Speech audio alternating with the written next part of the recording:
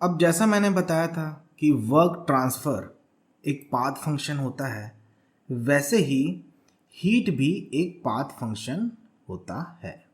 इसको प्रूव करके देखते हैं। वर्क ट्रांसफ़र के लिए हमने क्या लिया था, पीवी डायग्राम लिया था। लेकिन यहाँ पे क्या होता है, जब हीट ट्रांसफ़र की बात आती है तो हम लोग टी एस डायग्राम लेते हैं। T for temperature, S for entropy. Entropy को तो हम जानते हैं कि किलोजूल पर केल्विन में हम लेते हैं। यहाँ पे हम लोग एंट्रोपी की जगह पे स्पेसिफिक एंट्रोपी भी ले सकते हैं, किलोजूल पर केजी केल्विन।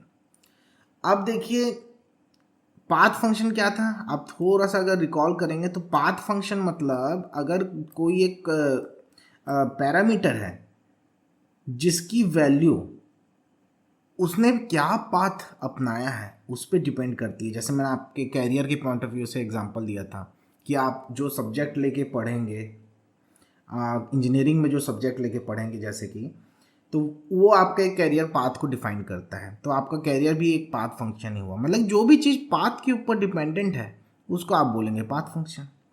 तो वही चीज़ हमको यहाँ पे हीट के हिसाब से भी देखनी है। अब जब वर्क ट्रांसफर के हिसाब से देखे थे तो पीवी डायग्राम का जो एरिया होता था वो आपका वर्क ट्रांसफर बताता था। वैसे टीएस डायग्राम का जो एरिया होता है वो आपका बताता है क्या, heat transfer. Area under TS diagram gives the heat transfer. तो अब मान लीजिए कि कोई स्टेट 1 है, स्टेट 1 से स्टेट 2 पे आना है। दो पाथ है, पाथ ए है, पाथ बी है। अब आप खुद देख सकते हैं पाथ ए में कितना एरिया, ये एरिया हो रहा है। उसके बाद फिर पाथ बी में आप देखो तो ये पूरा एरिया हो रहा है कि नहीं। तो इसमें हम बोल सकते हैं कि heat transfer of path B is greater than heat transfer of path A. That means heat भी डिपेंडेंट है पाथ के ऊपर, तो हीट भी एक पाथ फंक्शन